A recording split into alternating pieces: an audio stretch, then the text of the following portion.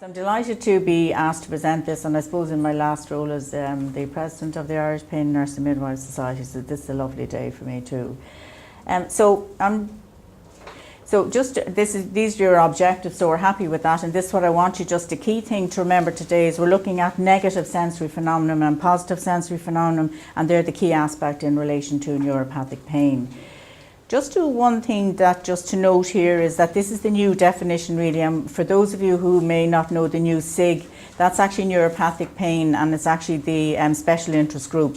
So this definition has moved on, and this is our final definition for the moment, but there's key issues on this definition, and one says a lesion, the other says or a disease, and the most important component here is the somatosensory nervous system. And the restriction to the somatosensory system is necessary because lesions or diseases of the other parts of the nervous system may cause nociceptive pain. So for you need to be able to work out, the patient can have a mixed component, that nociceptive pain and neuropathic pain, or in fact they could have one or the other, and that's actually the key thing for you to try and work out. What's important in this diagram is that this is your neuropathic pain diagram. So you can see you can go down a spontaneous pain route or you can go down the provoked pain route. What's key essential with this though, that spontaneous pain, that's actually in the area of abnormality. So that's really important. Is that okay? So there would be a sensory abnormality and that could be decreased or increased. So you need to always remember that. Has the patient got that spontaneous pain in that area of abnormality? And you have to try and find out then, is the pain continuous or is it intermittent? Then you're very familiar with the provoked pain, so that means it was provoked by something, and that's really the patient can have allodynia or hyperalgesia. Allodynia, as you know, is the pain due to a non-noxious stimulus. Hyperalgesia is that there is a noxious stimulus. But what's important in those two words, allodynia and hyperalgesia, is that it can be, so when you're testing the patient, there's four things you need to keep in mind.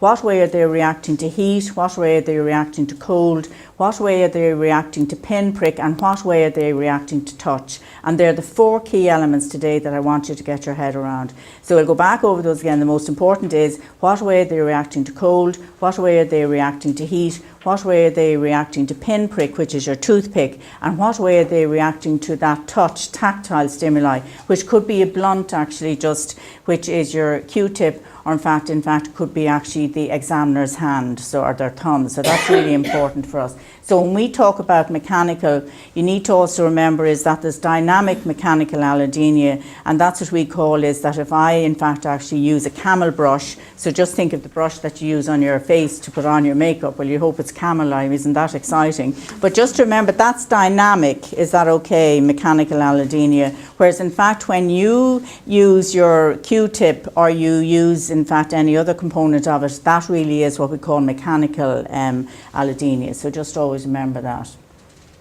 This is really important for us, so I want us today then to try and be able to see, can we work out the four criterion in relation to neuropathic pain? And this is what the neuropathic treats group came up with, and this is what you try and work out all the time now in relation to, can you say has the patient got possible neuropathic pain, have they got probable neuropathic pain, or have they got definite? And that's the way you try and work out your neuropathic pain.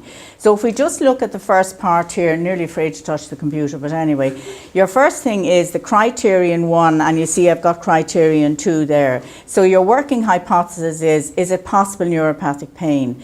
Now I said to you earlier on, it's really important to know if the pain distribution is anatomically plausible. So is it in the area that the person says that in fact they actually have that, altered sensation. And then the history, which suggests then a reliable lesion or disease. So one is, has the patient got, where is the pain distribution? And the next one, criterion 2, is, does the history suggest that there's a lesion? Is that okay? So that's really important. And so the patient then, if you look at it, that working hypothesis is that's possible neuropathic pain when you look at 1 and 2. Is that okay? When we come down to criterion 3, this is really important. So, and this is what you're going to be doing with one another today, is, has the patient got negative or positive sensory signs?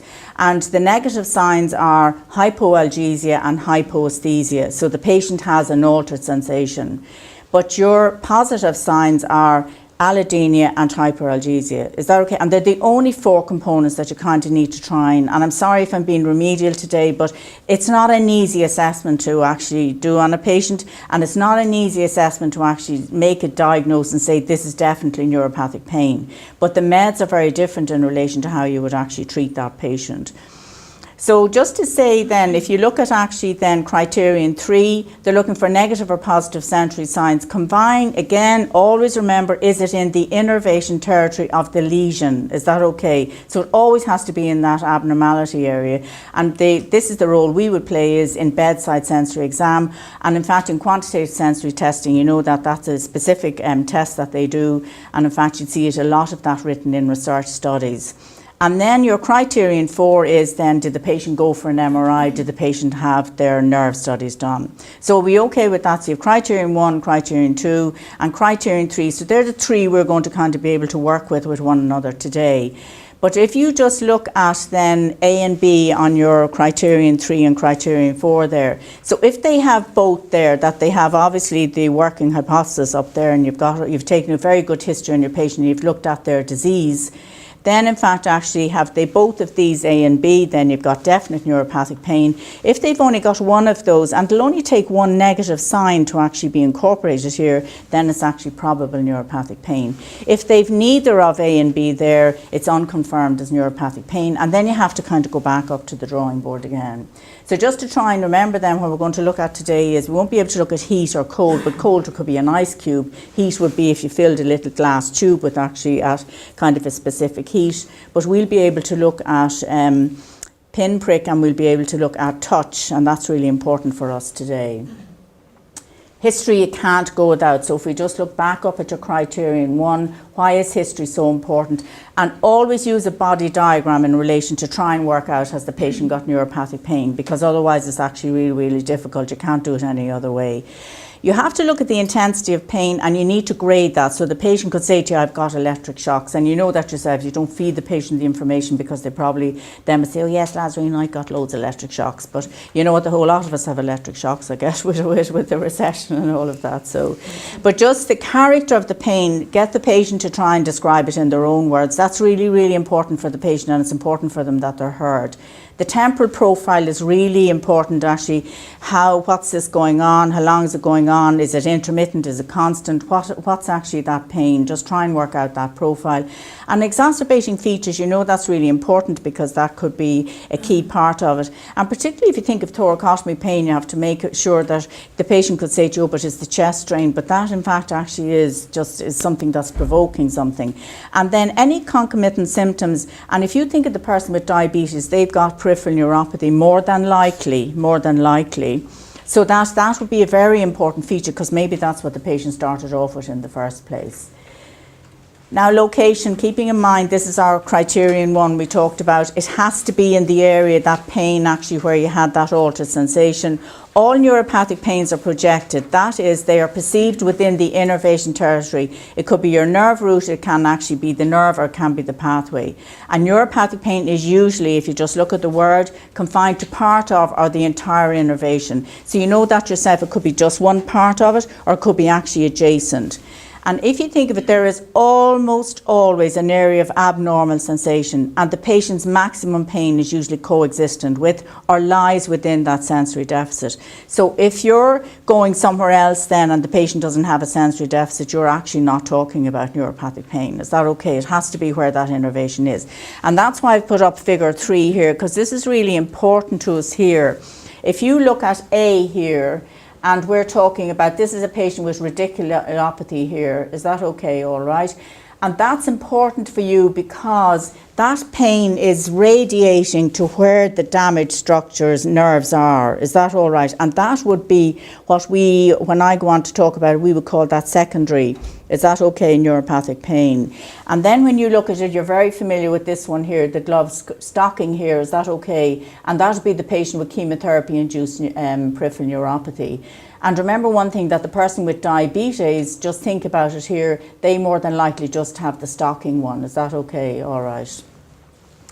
I only put in the tools for you today. We're not going to look at tools, and we decided that because, you know, you remember that far back on. But just to say to you, probably what's important to look at here, you know, the leads, the lance, and that was looking at neuropathic symptoms. Then you've got the DN4, and that's the dollar one. And then you've got the neuropathic pain questionnaire, and then you've got the pain detect. But I've just put the little X's for you here, you know, that you can just see how can those pain tools help you, because you need them in your history for criterion 1. That's really, really important.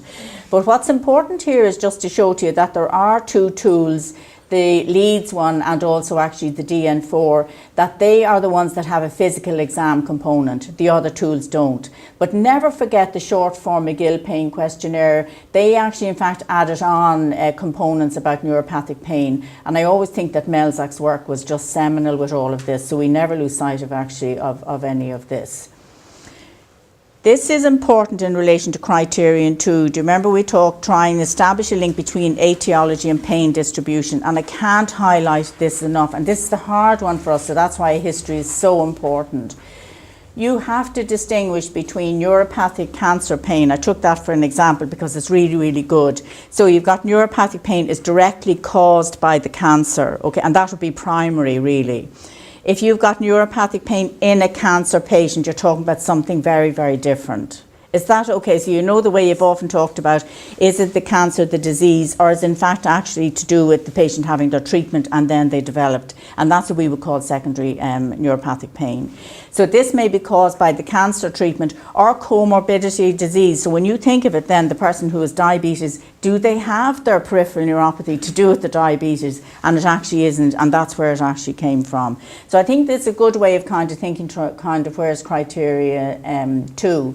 Now I've defined the terms for us to get us on to criterion 3. These are our positive and negative, and if it's being simplistic, I'm sorry, but I think we can't get enough of these terms because they just put you, and for myself even, and I probably, all of us would do a lot of exams, but it's hard going to work this out. Paresthesia, and I put your P's, so you've got your positive, is that okay? So this is a positive symptom. You know that the patient could say to you, I've got pins and needles, and you know that with somebody with chemotherapy induced, maybe that's the way they have it. Dysesthesia, is that unpleasant? And always think of the patient that it's an unpleasant sensation. So they could be talking to you spontaneously. So that's like the ants crawling. Is that okay? So we're very familiar with that. Hyposthesia is really important. This is your negative symptom. Is that okay? Whereas paresthesia, dysesthesia, they were your positive symptoms. So you got your negative symptom. And then hyperesthesia, you know that. And always remember it's tactile or thermal that you're always trying to do here. So tactile would be your pinprick, but it also could be just touching the patient with that blunt end. And we have them here today, and you'll be able to do that. Hypoalgesia, so I can't stress enough, hyposthesia and hypoalgesia are the most important negative signs in relation to neuropathic pain. Is that okay for everybody? And then hyperalgesia, you're very familiar with that, and that's actually where you use the pinprick. Are we okay with that? And the toothpick. But one interesting thing about the patient that, you know, if you, the hypoalgesia one, you know that if you keep actually touching, pinpricking the patient very lightly, you could in fact actually set off a summation of pain. And that's really important for you to find out from the patient. Did this actually cause like a wind up in you? But the other thing to remember is that the person could in fact actually have after sensations. So you always don't just say you've worked it all out, the patient could actually have an after sensation.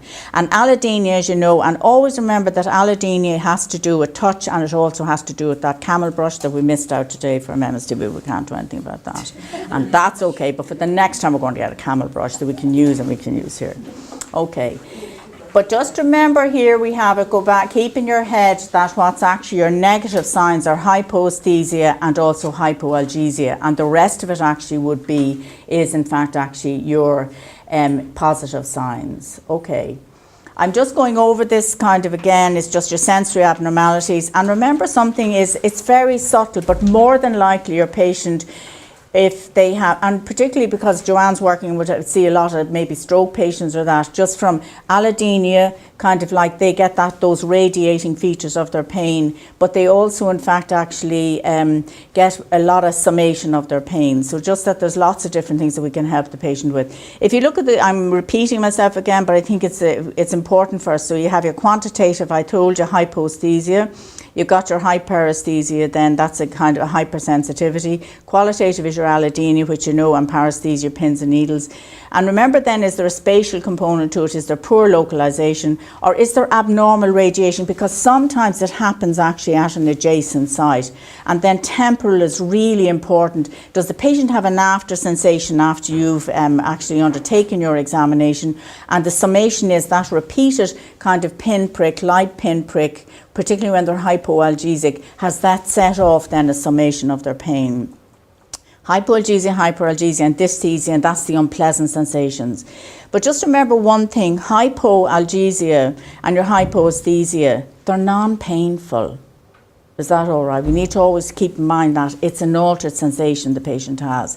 And then you have the sensory deficit is usually to noxious and thermal stimuli, remember that? And then you have your positive signs, they're not stimulus evoked, and paresthesia then, like your ants crawling. Okay, so just to work on then, I only just kind of always remember, have you done in relation to your neuropathic, the special interest group, they want you to see, have you done touch, have you done vibration, have you done pain sensitivity, have you done cold, and have you done warmth? Is that all right? And when you have an issue with the touch bit, then you actually, and the pain sensitivity, you move on to vibration. Is that okay for everybody? So vibration isn't your first test that you're actually going to do, because your vibration, we'll be doing that on one another, just on our hands, because probably our feet, probably for just sitting for a while, my God knows what we'd actually feel. But findings in the painful area, this is an absolute must, are compared with findings on the other side. Is that all right? So if a patient has a unilateral, say, kind of that is not symmetrical, that is just on one side, your control is the other side. You must always do that. So that's why. So say if your patient has then peripheral neuropathy, you're talking about something symmetrical, you must go proximal. Are we okay with that? So that's why you do proximal distal versus actually, in fact, your ipsilateral side versus your contralateral side. So, and that just shows you actually your fibres, because I want to get on to the assessment and I know we got a bit delayed.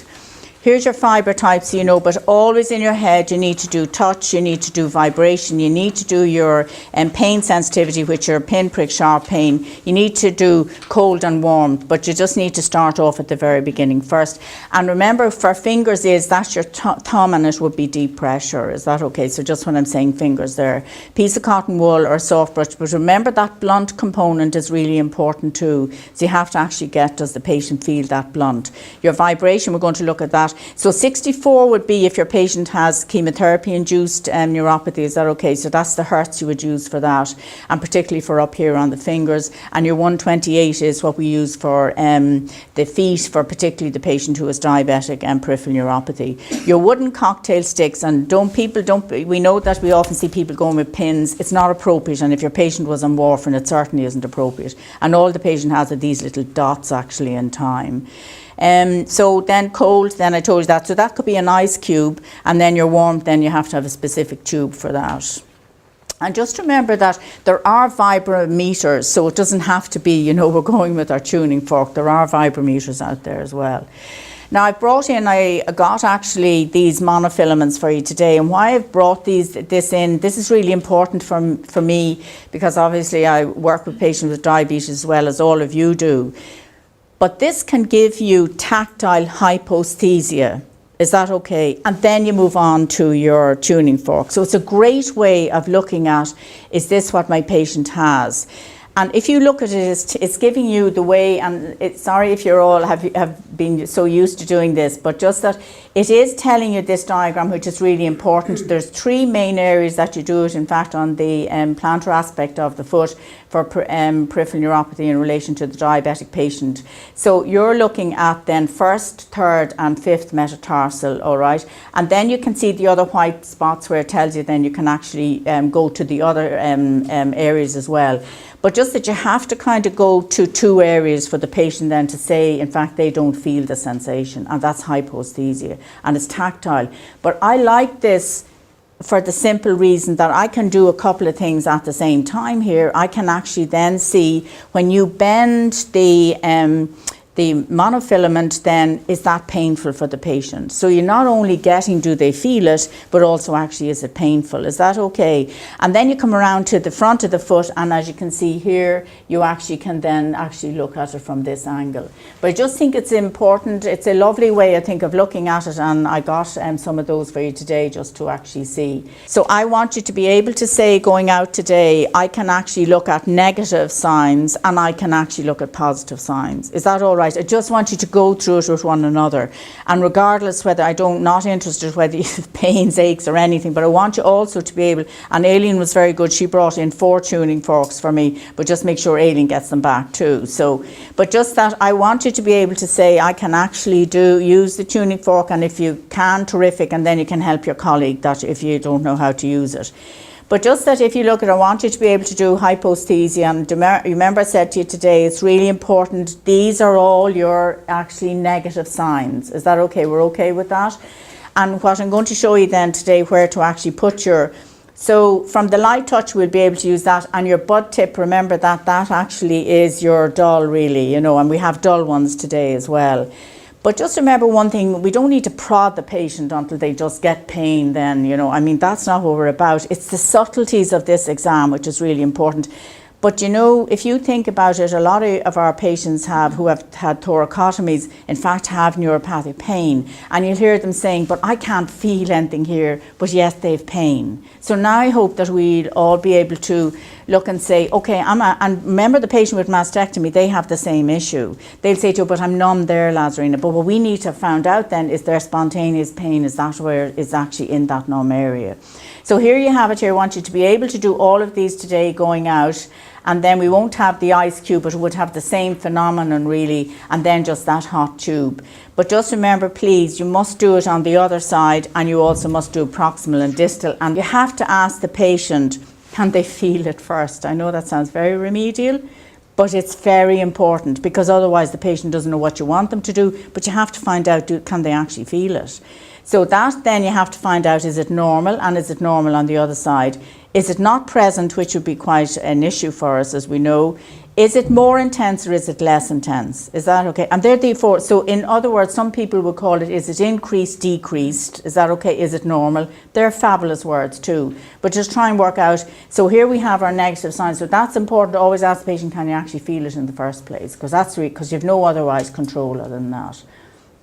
Here's your positive signs, and I want you hopefully to be able to go out today and say, I can actually think I could do this, and then keep following this, because these new SIGs will actually help you with this. Always, as I said to you, do your contralateral side in the non-painful side. Okay, that's the contralateral side.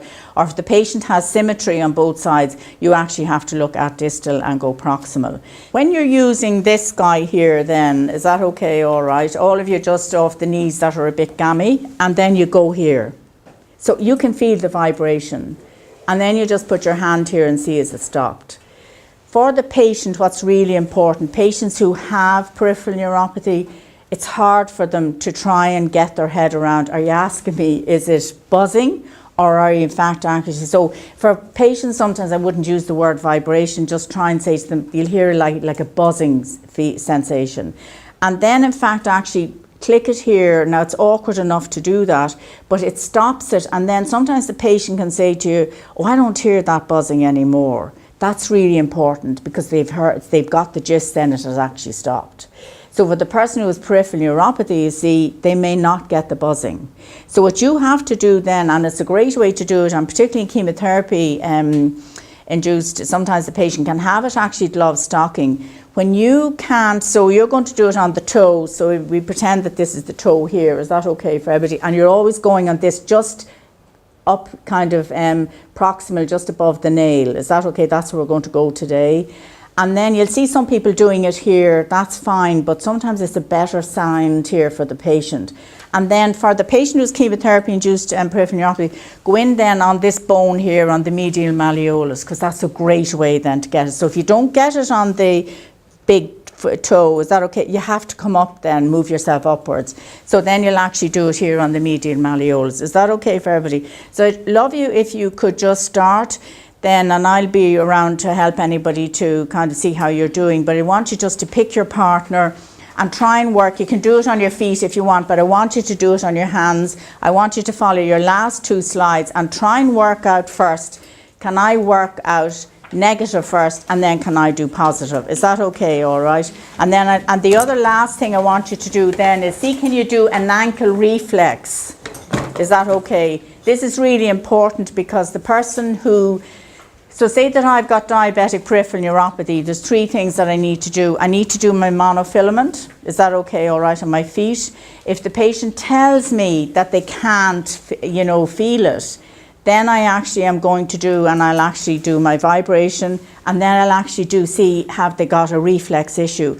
Why? Because it's important for you. The patient can have autonomic issues as well. You know that yourselves. So if the patient has complex region pain syndrome, they may well have atrophy, you know, that of the muscles. So you have to look at muscle strength, muscle tone, but we're not looking at that today because that I felt it kind of was to do with the musculoskeletal exam. But in the way, if you're looking at the hand, you know that the hyperthenar eminence, that tells you loads here and the thenar eminence here. They tell you loads. So if they're good and puffy here, there's no issue with my muscle here. Is that okay with my autonomic here? And if that's lovely and puffy, there's no issue here. But if they're actually that they look as if they're atrophied, then you need to actually investigate. Is that okay? So all I want you to do is kind of think of it. You have to look at positive, negative signs, but you also have to look and see has the patient got any kind of atrophy, because that's really important. And if the skin is, you know that in the diabetic patient, they've got that callous skin, very dry skin. They're also your monofilament, but you just have to be careful that kind of from the diabetic patient, it's a 10 gram one, so there would be different sizes that you actually might use, okay. So we're using the official one just for the person with diabetes. Is that all right? Okay, it's very simple. That's what it is. Is that okay? And it's a 10 gram one, so everybody has that.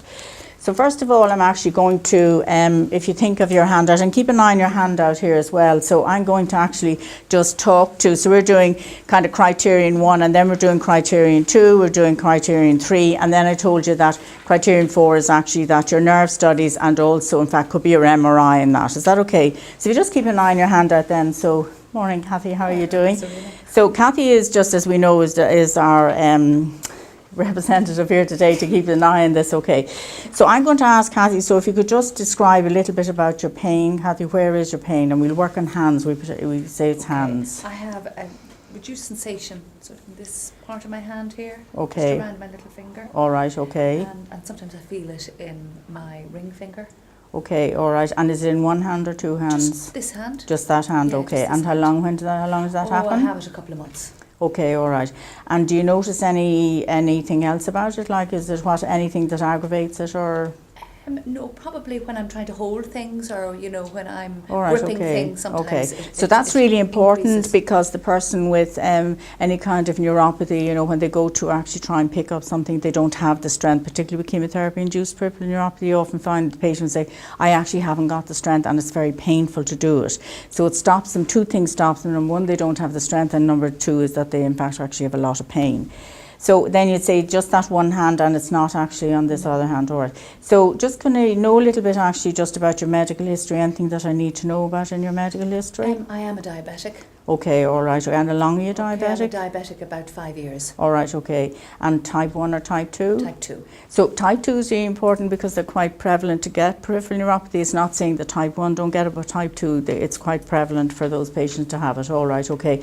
And it actually has to do with 2 things, in fact. It has to do with glycemic control and the chronicity of the diabetes. So there's 2 issues in that you always need to work out. And we know that it's hard for the older person in relation to, we don't use the word compliance, compliance but adherence. So it's just that we have to try. So they're the two things. Is that all right? Chronicity of your diabetes, so that's okay. We have that, and then we sort it out. Then your sugars, kind of how have you been doing with those? I'm not great with my diet, but I do my best. All right, okay. So that's it. Just so we just need to look at that end of it. All right, okay. So just to say from the pain perspective, just describe your pain. So you said that it's actually in this area here. All right, okay. So then we're looking at actually. So we're lovely and puffy here. So that means my hyperthenar eminence is that's actually very good here. And just from this is your thenar eminence here. So that's really important here. So just where is your pain then? Just tell me. I find it just these two fingers. Oh, those two fingers, all right, Yes. okay. So your distribution of your nerve then is very interesting there from that end, is that all right? So that's we're talking about actually our ulnar nerve here, just on that part here, but also you have a component of your median nerve. So if I was to, then I'm going to just test, is that all right? And does that pain, what triggers that pain? Anything in particular? Just pain or trying to, Okay, maybe all right. lift things or maybe holding a fork. Okay, and give me a word descriptor for it, like anything, Shooting, all right, okay. So you can kind of get the key components or just that electric shock. And remember that the one thing about the electric shock parts is that they kind of say that they would last about, 3 seconds and then actually just disappear but keep coming back, is that all right? Okay. So here we go here then, and we're going to do a few checks here, all right. So I'm just going to look at this and I want you to. So this is our monofilament that we said first, is that all right? Okay. And we also have our Q-tip, and that's, do you remember what we said? Actually, this is really important. I have my pinprick, and I can also then, in fact, actually have my cotton wool, because that's equally relevant to me. So they're all the three components, and the ice cube, it's in the fridge, and we know then that our water tube. So I will go with these first, and then, in fact, I'll actually decide then what else I'm going to work with that.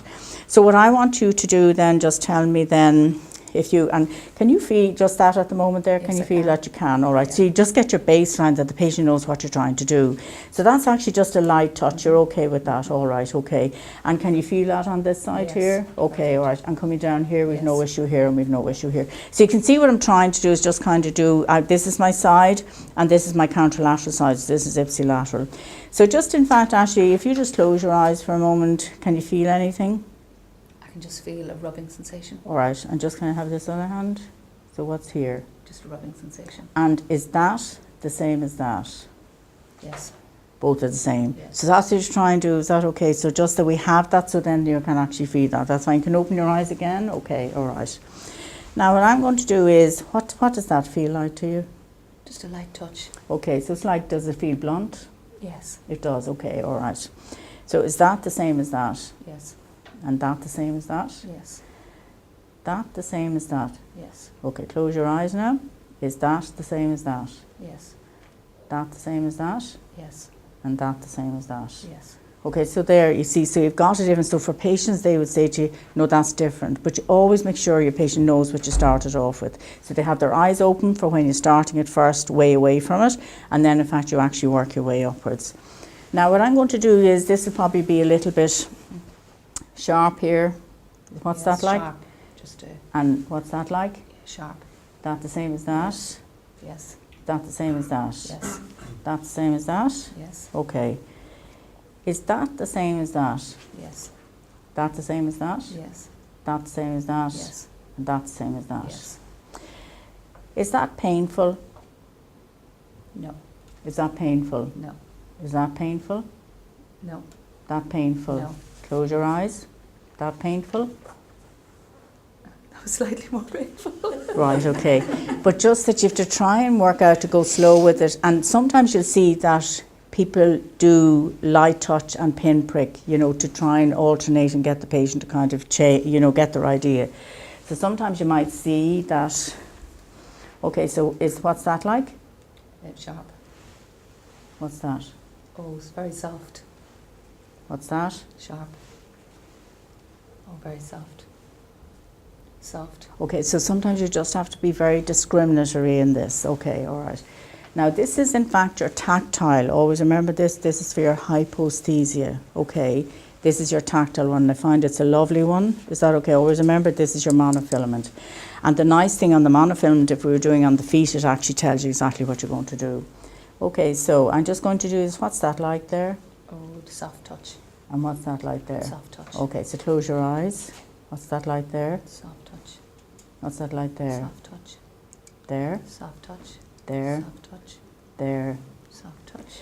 So I'm going to do something now and I want you to tell me, is it painful? So close your eyes again. No. So do you see the bend I'm doing? That's really important. So for the person with diabetes, okay, that has peripheral neuropathy, you're doing this first to see, do they get the sensation? Is that all right? So have they hyposthesia? Is it increased, decreased? The most important thing then is you do it again and make sure it bends, and they may perceive this as painful. Is that okay? So there's two issues with this. One is, in fact, do they feel it? That's the sensation. And then when you go to bend it, because you're putting more pressure onto it, do they in fact find that painful? Because that might be only their little component of it. Is that okay to do with their peripheral neuropathy? Is that okay? Yeah. If it was painful when Yeah. you're bending it, Yeah. does that indicate allodynia or hyperalgesia? Now, that would be, in fact, now answer the question. It's a great question. Give the question out to your group. Yeah, it's a great When question. the patient has diabetic neuropathy, Yeah. and when you're bending it, is that indicative of allodynia or would it be hyperalgesia? It's not hyperalgesia, because hyperalgesia is pinprick. Grant. Is that okay? And it's a great question. Does that make sense for everybody? Because the person with what you're trying to find out is that's not painful to do that. Is that okay? And if you try it on one another when you're doing it, so you're first of all finding sensation and then you're bending it. And that's what I'm trying to find out was at first, did they perceive it as a sensation? And the second thing then, did they find it painful? So in that way, it's not hyperalgesia you're saying, you want them to actually hopefully feel it. Do you know what I mean? So if you've bent it and they still haven't felt it, well, you definitely know you have a problem. Does that make sense for everybody? It's a great question because this is your guy, hyperalgesia. Is that okay? That's the pinprick guy. Does that make sense for everybody? Are we okay with that? And have a think too that sometimes the consultant would do their thumb pressure. Now, how is that? That might be, you know, like that. But that's actually what you're trying to talk about. That's really your touch one. Is that okay? So we always have to try and work out again, are we talking about our touch? Are we talking about pinprick? Are we talking about heat? And are we talking about cold? And always just keep that in your head. Is that what I've done? So if I've got an issue with that the patient has no sensation, so we talking about, remember I said hypoalgesia. So this is that person, when you're bending that, then that should be painful for them. And that's why your question is a great question. Because this is giving me, first of all, hyposthesia, and it's also giving me hypoalgesia. So when I bend this guy, the patient still doesn't feel it. Are we okay with that? So, Yeah. just go back there. Sorry, so now. if when you bend the monofilament Yeah. and it's painful for them, Yeah. that's the allodynia. Yeah, exactly, yeah, because well what it is that what you found out is that they perceived it as being painful, but painful, that's something that isn't painful. Do you know what I mean? So And it's a then great one, yeah. Subsequent to that, if they don't feel it, Yeah. then they've got hyposthesia and Yes, hyperalgesia. yes, that's it, yes. Is that okay? And then you go with your toothpick, because that's why the toothpick is so important here, because one would assume, but remember I said to you, you have to go all around their site. So you really have to go first metatarsal, third metatarsal and fifth metatarsal. And that's the great, and then go to the front of the foot, you know that between the two big toes. And some people you see them even doing it here because they really have to try and, so you have to start distally and work upwards. And remember that it would be most unusual for somebody to have peripheral neuropathy that has it unilateral. It would be very unusual. But I'm not saying that there isn't always that exception to the case. Are we okay with that? And remember something that the patient could have, the diabetic patient more than likely has it always in their feet, that stocking one, whereas the peripheral neuropathy, chemotherapy induced, they have it stockings and their hands, okay? And that's what we have to do. Are we okay? Are you happy with that now? So I think it's a great question. Started off, it's fabulous, because this guy here then is, and that really is a non-noxious stimulus, that. When you feel it on yourselves, you're going to say non-noxious. This guy is the really noxious guy. Is that okay? And I said to you that the pinprick, remember one thing, so say if we assume here the patient actually has kind of like, it's very an abnormal sensation here, as Kathy said, and then we in fact then found that we had spontaneous pain here. And then, in fact, what you found is that there was kind of an altered abnormality here. That keep doing that kind of, and remember, you only actually put this on 1 second and off, you know, so that you can't kind of set the patient off. But just always remember then, ask the patient, that's like a wind up what you're doing here, the summation, is that okay? And then watch out and see, has there been aftershock somewhere else actually in relation to the pain? Are we okay? Is that okay? So are you happy enough? Now, the other thing is, the most important then is, just that if you are doing the elbow then just for this guy here, just always look at and just get the patient to flop into you. So we're a bit awkward here for the camera, but they flop into you, is that okay? And you can actually do this here. So you see a lovely little tap, you don't need it jerking off the whole place. So there we go, like that. And then probably then, this is the most important one then, is your, this guy here. So remember I said to you, so I'm going here, see that there? Is that all right for everybody? So I'm going to go and so I'm going to do it first, so Kathy, so the patient knows exactly what you're doing. So here we go, here, here. Can you feel that, Kathy? Yes. Okay, and then I'm going to shut it off, so it's gone. Yeah. Just remember one thing, if you go put such pressure here, if actually the patient doesn't get the vibration. So what you've done, in fact, actually you've just done it, you know, anyway, whatever. And sometimes get a good tuning for, because that's the most important, because, you know, anyway. But MSD are going to get nice ones the next time, so we're going to be happy out. Okay, all right. There we go. You can feel it. But if I go pressure like that, that actually shuts it off and Kathleen can't get. And you know why this is so key to you is that the person with peripheral neuropathy, they can't, their vibration disappears. Is that all right? Okay. So that's why you have to then, if I was going in here, you could actually do it here as well. Remember that? Okay, all right, on this one here. Okay, here. But equally, I told you what you do is you do it on the big toe here. And then, in fact, you actually come to the medium malleolus for the person who's chemotherapy induced. But just remember one thing is that try and remember, is your own skill adequate to do it? Is that okay first? And then just make sure, are you doing it accurately? Are you okay with that? To let them know the feeling first, but you do it on their hand. Yeah, you have to. They have to find somewhere. Yeah, exactly, because otherwise they can't. So what you could give them sometimes is that it's quite strong too. That when you do it like that, you can just give them the you know what I mean, even the sense of it, because it's hard going with them sometimes when you go up approximately, you know, the kind of, and you know the way that some of them are, you know, it's hard for them.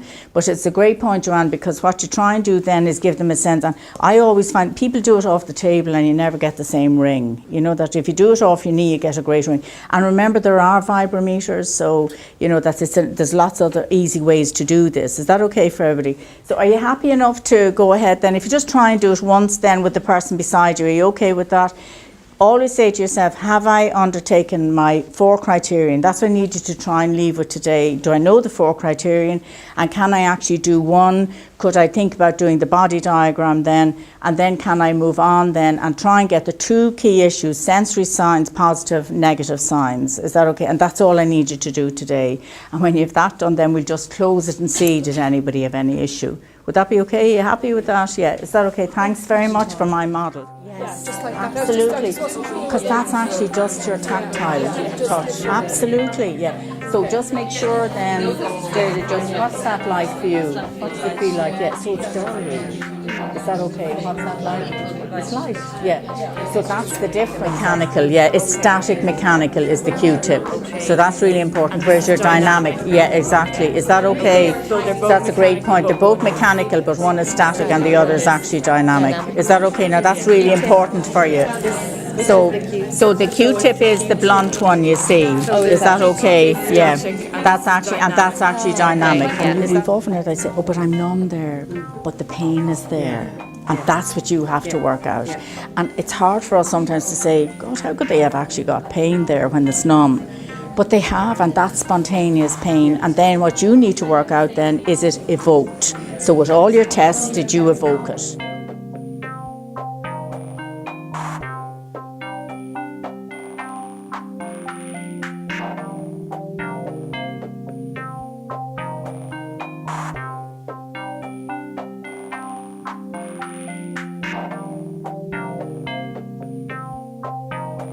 I hope it was helpful today.